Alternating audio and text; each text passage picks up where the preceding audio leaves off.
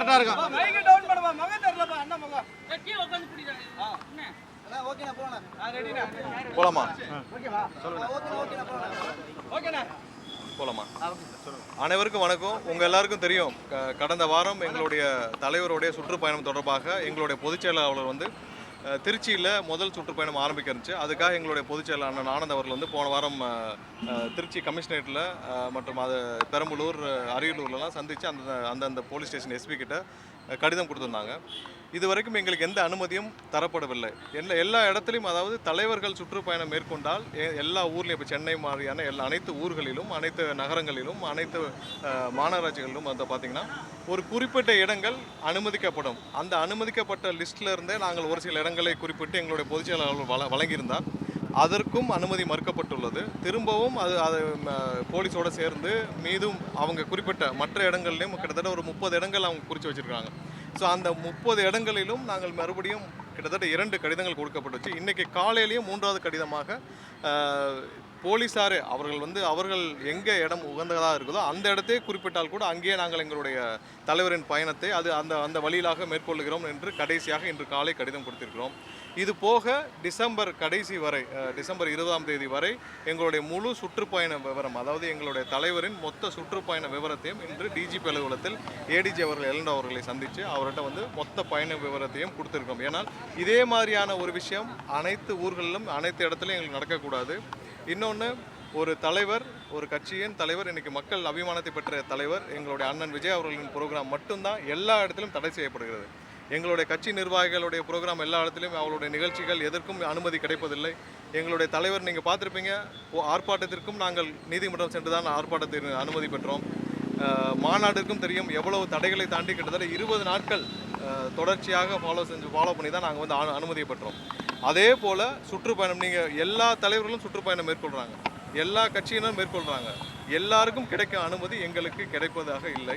So அதனால தான் இன்றைக்கி மொத்த விவரத்தையும், அதாவது மொத்த பயண திட்டங்களையும் இன்றைக்கு வந்து டிஜிபி அலுவலகத்தில் கொடுத்துருக்குறோம். அது போக அந்தந்த மாவட்டங்களிலும் எஸ்பி கிட்ட தனியாக வந்து நாங்கள் கொடுப்போம், ரெப்ரசன்டேஷன் கொடுப்போம். மொத்த ப்ரோக்ராம் பிளானையும் கொடுத்துருக்கோம். இதற்கப்புறம் கண்டிப்பாக மக்களும் பார்த்து கொண்டிருக்கிறார்கள். அதாவது இன்று கட்சி ஆரம்பித்து மக்களுக்காக ஏதாவது செய்ய வேண்டும் என்று தன்னுடைய அனைத்தையும், தன்னுடைய இன்றைக்கி ஒரு கேரியரின் உச்சத்தை விட்டு வரும் எங்களுடைய தலைவருக்கு இது போன்ற இடைஞ்சல்கள் ஒவ்வொரு நாளும் வந்துட்டுருக்கு. இதை அனைத்தையும் மீறி மக்களுடைய ஆதரவு, பேராதரவு இருக்குது. அந்த பேராதரவோடு நாங்கள் அனைத்தையும் தவிடுபடியாக்கி இந்த தேர்தல் வரை மக்கள் சந்திப்பு எந்த தடையும் இல்லாமல் என்ன காரணம் சார்? இல்லை, திட்டமிட்டு அனுமதி மறுக்கப்படுகிறது. ஏன்னா பிரதமருக்கு நீங்கள் பார்த்துருப்பீங்க, கடந்த ஆண்டு தேர்தலின் போது பிரதமருக்கு 7-8 இடத்தில் இது ரோடு ரேலி நடத்தினாங்க. அதே போல் மத்திய ஒன்றிய உள்துறை அமைச்சருக்கும் ரோட் ஷோ நடத்துனாங்க. ஸோ சென்னையில், அதுவும் பிரதான இடம், அதாவது டி நகரில் பாண்டி பசார் ஏரியிலேயே பிரதமருக்கு கிட்டத்தட்ட 3 மணி நேரம் 4 மணி நேரம் போக்குவரத்தை நிறுத்தி காவல்துறை அனுமதி அளித்தது. ஏன்னா காவல்துறைக்கு அந்த ஃப்ரீடம், அந்த இது இருந்துச்சுன்னா கண்டிப்பாக அவரால் செய்ய முடியும், எந்த இடத்துலையும் செய்ய முடியும். எங்களுக்கு மட்டும்தான் திட்டமிட்டு அனுமதி மறுக்கப்படுகிறது, மற்ற அனைவருக்கும் அனுமதி கொடுக்கப்படுகிறது. எங்களுக்கு மறுக்கப்படுகிறது, விவசாயிகள் போராட்டத்துக்கு மறுக்கப்படுகிறது, வாழ்வாதாரத்துக்கு போராடும் தூய்மை பணியாளர்களுக்கு மறுக்கப்படுது. மக்கள் அபிமானத்தை பெற்ற தலைவர் எங்கள் அண்ணன் விஜய் அவர்களுக்கு மட்டும்தான் மறுக்கப்படுகிறது, வேறு யாருக்கும் மறுக்கப்படவில்லை. இது வந்து கண்டிப்பாக எங்களுடைய போராட்டம் இதனால் நாங்கள் கண்டிப்பாக இந்த 13ஆம் தேதி மக்களுடைய சந்திப்பு, எங்களுடைய தலைவரின் சந்திப்பு எந்த காலத்திலும் நாங்கள் தவிர்ப்பதாக இல்லை. அது கண்டிப்பாக நடைபெறும். இல்லை, நாங்கள் கண்டிப்பாக, ஏன்னா ஒரு தலைவர் மக்களை போய் சந்திக்கிறதுல எந்த தப்பும் கிடையாது, அது அடிப்படை உரிமை. 13ஆம் தேதி திட்டமிட்டபடி எங்களுடைய தலைவரின் மக்கள் சந்திப்பு கண்டிப்பாக நடைபெறும். நாங்கள் கண்டிப்பாக பொதுவாக எல்லாருக்கும் சேர்த்து மொத்த அனைத்து திட்டங்களையும் சேர்த்து நாங்கள் நீதிமன்றத்தை நாடுவோம். ஆனால் 13ஆம் தேதி கண்டிப்பாக திட்டமிட்டபடி எங்களுடைய தலைவரின் சுற்றுப்பயணம் கண்டிப்பாக நடைபெறும். ஏடிஜிபி எல்என்டோ பார்த்து நாங்கள் டிஜிபி இப்போ வெளியில் வேற ஒரு ப்ரோக்ராமில் இருக்கிறதுனால நாங்கள் வந்து ஏடிஜிபி எல்என்டோ அவர்களிடம்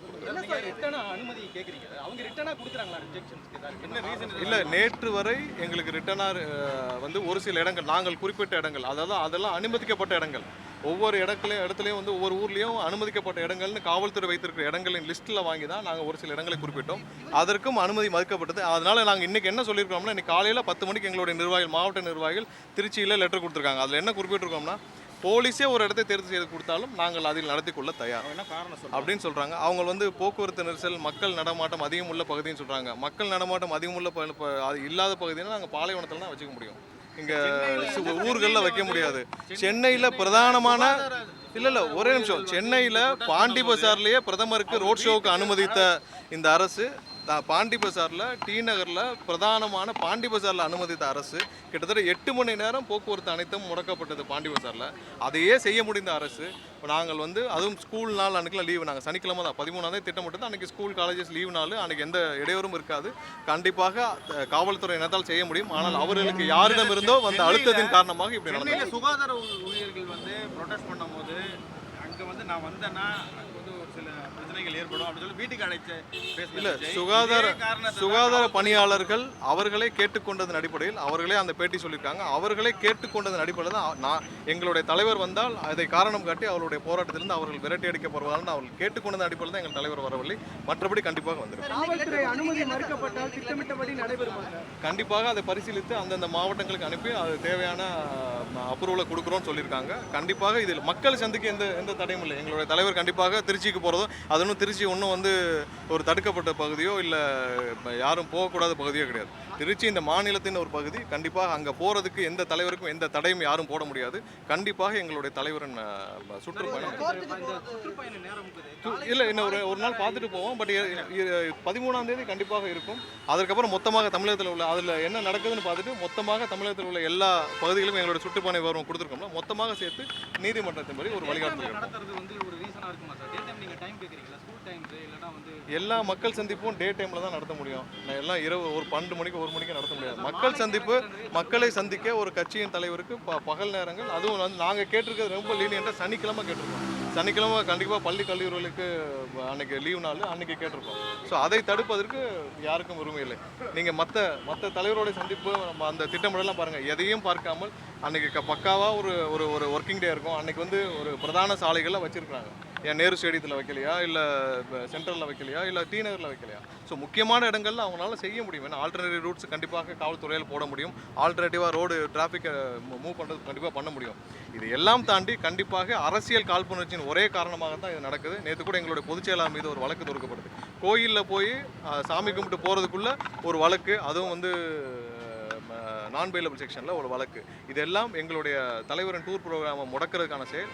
எதுவும் எங்களை தடுக்காதுன்னு தான் எங்களுடைய கடைசி கருத்து. 13ஆம் தேதி வரைக்கும் காவல்துறை வந்து அனுமதியை வழங்கவில்லை என்றால் உங்களோட அடுத்த கட்டத்தில் இல்லை, இதில் மக்களை போய் சந்திக்கிறதுக்கும் திருச்சி போகிறதுக்கும் எங்களுடைய தலைவர் போகிறதுக்கும் யாரும் தடை போட முடியாது. இப்போ யாராவது திருச்சி போகக்கூடாதுன்னு சொல்லுவாங்களா? திருச்சியில் போய் அங்கே போய் இருக்கிற அங்கே இருக்கிற பகுதியில் பார்க்கக்கூடாதுன்னு சொல்லுவாங்களா?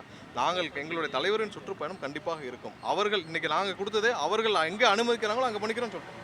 நீங்கள் எங்கே காவல்துறை எங்கே இதில் அனுமதி கொடுத்தாலும் எந்த இடத்தில் கொடுத்தாலும் நாங்கள் செய்து கொள்ள தயார்னு சொல்லியாச்சு. இதுக்கு மேலே நாங்கள் என்ன சொல்கிறது? இன்னைக்கு எதிர்க்கட்சி தலைவரோட சுற்றுப்பயணம் இருக்குது. நீங்கள் எல்லாம் பார்த்துட்டு இருப்பீங்க. லாஸ்ட் 3 மந்த்ஸாக நடந்துட்டு இருக்கு. இந்த 3 மாதங்களாக எந்தவித தடையும் கிடையாது. எதிர்க்கட்சி தலைவருக்கு எந்தவித தடையும் கிடையாது. இன்னும் பல பேர் சுற்றுப்பயணம் செய்கிறாங்க, எந்த தடையும் கிடையாது. அவர்கள் செய்வதெல்லாம் எல்லாருக்கும் வந்து எந்த ஒர்க்கிங் டேயும் பார்க்குறதுல எதுவும் இல்லை. நாங்கள் அப்படி கிடையாது. நாங்கள் கண்டிப்பாக பொதுமக்களின் கருத்தில் கொண்டு தான் எங்களுடைய தலைவரின் சுற்றுப்பயணம் இருக்கும். எங்கள் தலைவரும் அதில் ரொம்ப வந்து கீனாக இருப்பாங்க. எங்கெங்கே பொதுமக்களுக்கு எந்தவித இடையூறும் இல்லாமல் என்ன செய்யணுமோ அதை தான் எங்கள் தலைவரும் செய்வாங்க. மக்களை கண்டிப்பாக சந்திப்பது ஒரு தலைவரின் ஒரு அடிப்படை உரிமை. அதை கண்டிப்பாக பரிசீலனை செய்வோம்னு சொல்லியிருக்காங்க. நாங்கள் கிடைக்கும் நம்புறோம். இருந்தாலும் நாங்கள் நீதிமன்றம் இப்போதைக்கு திருச்சியிலையும் அரியலூர்லையும் கொடுத்துருக்கோம், பெரம்பலூர்லையும் கொடுத்துருக்கோம். அடுத்தடுத்த மாவட்டங்கள் அடுத்தடுத்த வாரங்களில் நாங்கள் போகிறப்போ இதே மாதிரியான ஒரு பிரச்சனைகள் வந்தால் நாங்கள் எதிர்கொள்றதுக்காக தான் இப்போ மொத்தமாக இல்லை, இப்போதைக்கு எங்கேயுமே அப்ரூவல்னு கொடுக்கல, ரிட்டர்ன் அப்ரூவல்னு கொடுக்கல. அடுத்தடுத்த வாரங்களில் நடக்கிற ப்ரோக்ராமுக்கு இதே மாதிரியான இடையூறுகள் இருக்கக்கூடாதுன்னு சொல்லிட்டு தான் மொத்தமாக இன்றைக்கி டிஜிபி ஆஃபீஸில் ரெப்ரசன்டேஷன் கொடுத்துருக்கோம்.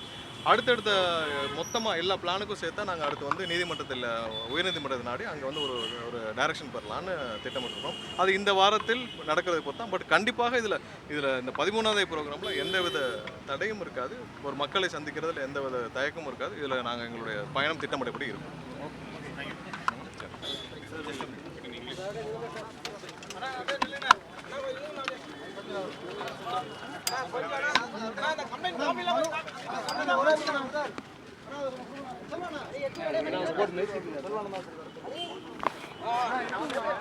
கை